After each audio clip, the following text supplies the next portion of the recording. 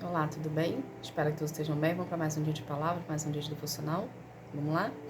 Abra a tua Bíblia em 2 Samuel, capítulo 2. A gente vai estar lendo aqui a partir do versículo 1.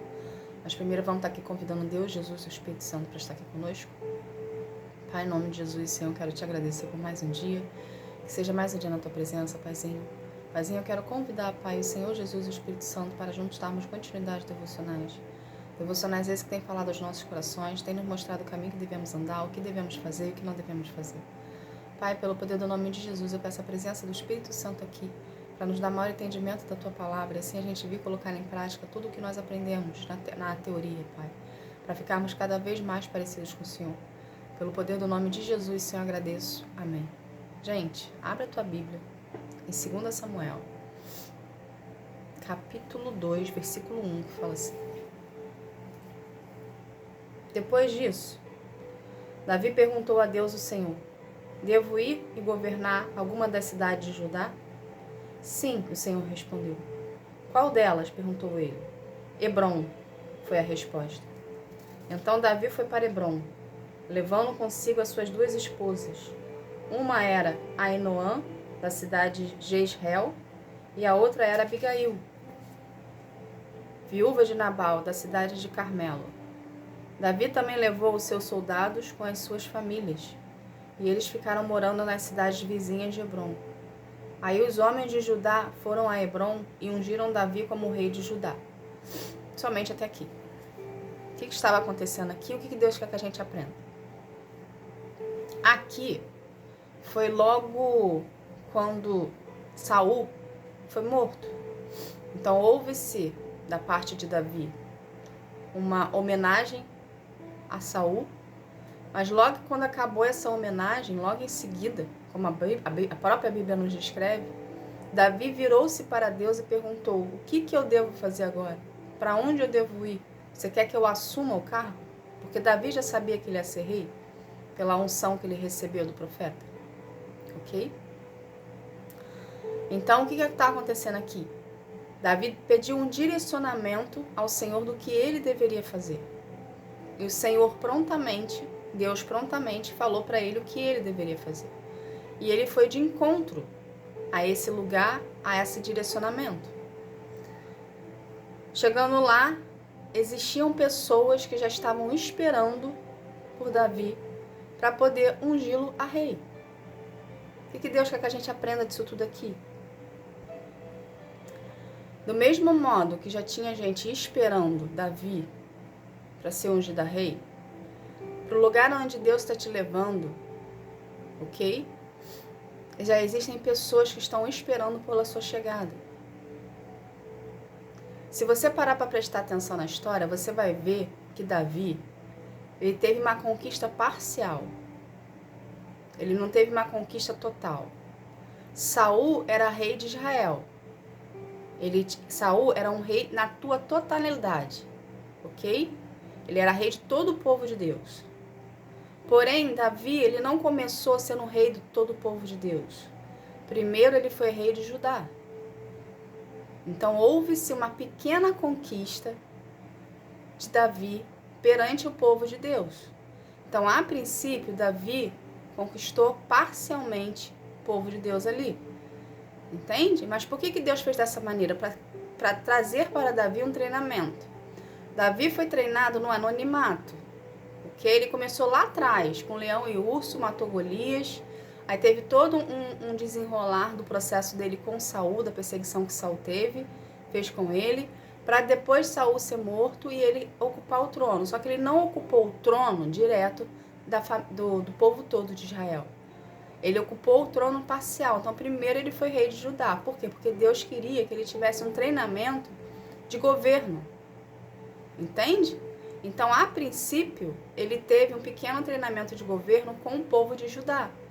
Conquistando Judá, administrando Judá, fazendo tudo ali que um rei faz para Judá, ele estaria pronto e apto para sentar no trono da sua totalidade, que era o trono de Israel.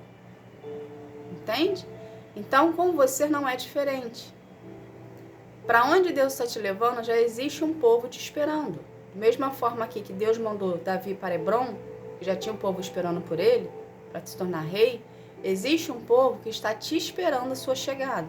Já sabe que Deus vai mandar uma pessoa dele, ok? Para lá, para esse lugar onde você está indo.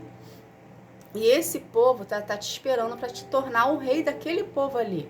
Para você ser treinado na sua administração, na prática, o que você aprendeu no secreto com o Senhor, ok? Você vai ter a oportunidade de praticar o que você aprendeu com esse povo, com essa pequena parte da totalidade. Entende?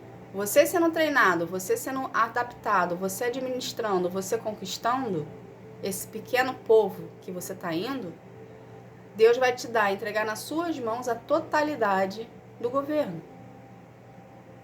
Entende? Então, o que a gente aprendeu aqui também na história de Davi? Que antes de Davi falar assim, pensar, eu estou conjecturando aqui, antes de Davi pensar, eu vou sair e conquistar o mundo, vou sair e governar tudo, eu vou primeiro perguntar para o Senhor qual é o direcionamento, porque Davi era um homem segundo o coração de Deus. Então ele tinha intimidade com o Senhor. Ele não pegou e foi e fez. Ele pegou, dobrou o joelho e falou: Pai, tô aqui. O que o Senhor quer que eu faça agora? Já que Saul saiu do trono, o que eu tenho que fazer agora? Entende? Então aqui a gente também aprende que Davi, antes de tomar qualquer atitude e posicionamento, ele foi lá e pediu primeiro o direcionamento ao Senhor. Antes de ter qualquer atitude, Davi foi lá e pediu direcionamento ao Senhor. Então assim também tem que ser na sua vida. Independente ou não da situação, qualquer decisão que você venha tomar, seja pequena ou seja grande, seja efêmera ou seja importante, entende? Você precisa primeiro pedir o direcionamento do Senhor. Por quê? Por quê? Quando a gente pede o direcionamento de Deus, e Ele nos dá o direcionamento e nós obedecemos o que Ele está falando, ok? Ele se responsabiliza porque Ele está dizendo. Tudo que sai da boca de Deus para a sua vida, Ele se responsabiliza e Ele vai concretizar o que está saindo. Ou vai te direcionar para você vir fazer o que Ele está pedindo. Entende? Então existe uma responsabilidade sobre você. Porém, quando você toma uma decisão que não condiz com a realidade de Deus e não está de acordo com a vontade dele, ou seja, você está em desobediência, ele não se responsabiliza por você e você vai sofrer as consequências sozinho. Entende? Uma coisa é a gente sofrer as consequências com o Senhor do nosso lado. A gente passa pelas consequências, né? Porque ele deu o direcionamento, a gente obedeceu. Porém, o peso não é tão grande assim porque ele está nos protegendo e nos defendendo. Mas a partir do momento que a gente toma decisões que não vêm de Deus e a gente entra em discordância e desobediência a Ele, a totalidade daquela consequência vem sobre nós e o peso é 100%. Entende? Para a gente entender aqui o peso que carregaríamos se a gente não estiver em obediência ao Senhor. Então, com o Senhor, você tem uma consequência de 50% do peso em cima de ti, porque os outros 50% estão em cima dele. Mas sem o direcionamento de Deus, você tomando a sua decisão sozinha, a consequência é 100% em cima de ti. Entende? Então, por isso que a gente precisa sempre estar na dependência de Deus, procurando o Senhor, ter um relacionamento com o Senhor e sendo obediente à palavra dele. É importante ter algo aqui pra gente se ligar, pra gente aprender. Muitas das vezes, no seu processo com o Senhor, não sei se você já passou por isso, mas eu já passei por isso. A gente pega o direcionamento do Senhor, ele passa o direcionamento, acontece o que ele está falando, porém a situação não sai como a gente achava que fosse sair. Aí você chega para Deus e fala assim depois: mas eu obedeci a sua voz, eu obedeci o que você queria que eu fizesse. Só que o resultado da situação não saiu conforme você achou que fosse sair. Saiu diferente. Por quê? Porque a outra parte, que estava na situação também, fazendo parte da situação contigo, ela tem o livre-arbítrio dela. Entende?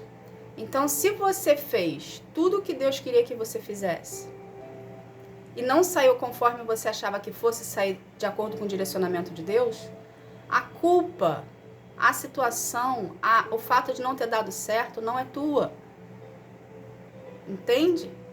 Você fez o que Deus queria que você fizesse. Você agiu de acordo com a vontade de Deus. Você obedeceu ao Senhor.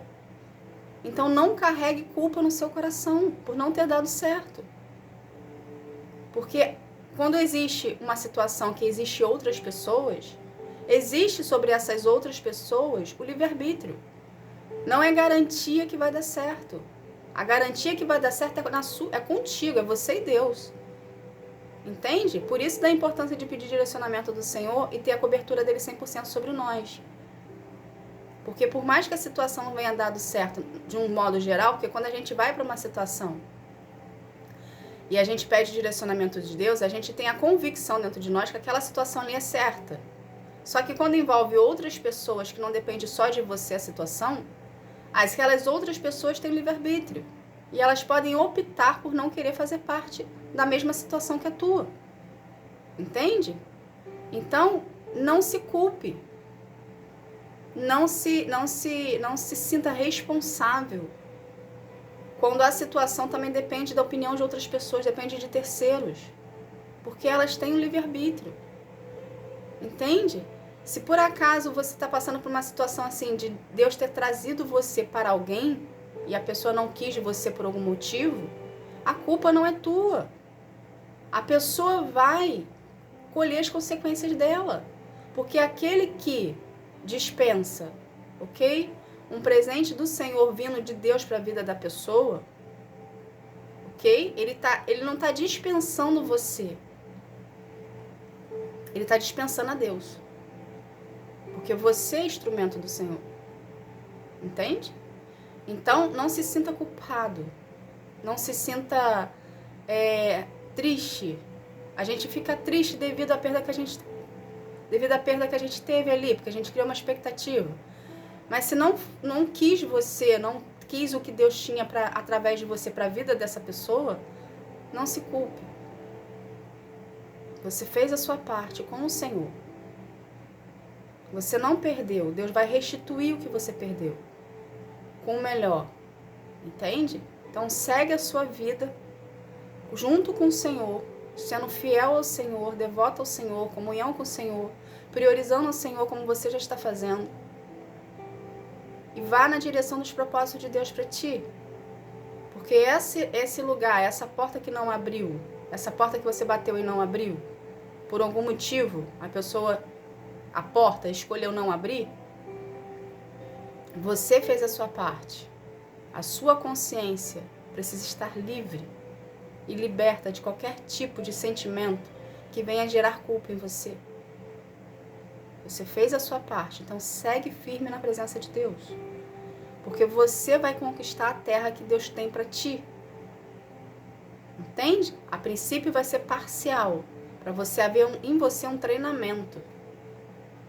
Depois Deus vai te dar a totalidade, porque você vai estar apto. E as pessoas daquele local ali, onde Deus está te levando, vai estar acostumado e familiarizado contigo. Então vai haver uma troca de interesses, vamos colocar dessa forma. Você vai conhecer o povo, porque você está adentrando, você é novo, você vai conhecer o povo, e aquele povo que está lá vai conhecer você. Ok? E Deus vai estar no meio da situação. Então, para Deus ficar governando no meio da situação, qual é a sua parte de fazer nessa situação toda? É você continuar no seu relacionamento com Deus, priorizando ao Senhor, buscando direcionamento em Deus e sendo fiel a Ele, porque é Ele que sustenta a situação. Entende? Tá bom? Então, continue no seu relacionamento com Deus, nunca abandone o Senhor, seja fiel a Ele, que todo lugar que Deus quiser que você vá, é Ele que vai te direcionar. E você cria-se o hábito de buscar nele primeiro antes de tomar qualquer tipo de decisão para sua vida. Porque ele te direcionando, ele se responsabiliza por ti 100%. Tá bom? Essa foi a palavra de hoje. Vamos estar aqui fazendo uma oração para a gente estar encerrando esse momento. Vamos lá? Pai, em nome de Jesus, Senhor, eu quero te agradecer, Pai, por essa palavra, Paizinho. Obrigada, Senhor. Obrigada por nos orientar o caminho que devemos andar e o que devemos fazer mediante as tuas ordens e direcionamentos, Senhor. Pai, que nós tenhamos um coração obediente a Ti, e fiel a Ti e temeroso ao Senhor, Pai. Que nós busquemos primeiro o direcionamento em Ti para depois fazermos algo. Pai, que andemos de acordo com a Tua vontade, Pai, e não com a nossa. Que sejamos disciplinados em buscar a Tua presença, em querer estar na Tua presença, Senhor. Pai, pelo poder do nome de Jesus, eu quero consagrar cada vida aqui a Ti, que cada vida venha ter um real encontro contigo, um encontro que sara, que transforma, que cura, que liberta. Que cada vida, Senhor, venha ser um contigo, um espírito em verdade, Pai, te buscando na sua individualidade, gerando contigo um relacionamento de intimidade, Pai, e aprofundamento, Pai. Pelo poder do nome de Jesus, Senhor, eu agradeço. Amém. Gente, obrigada. Que Deus abençoe a sua vida. Que você venha ter um dia, uma tarde, uma noite espetacular na presença do Senhor, tá bom? Fica na paz. Tchau, tchau.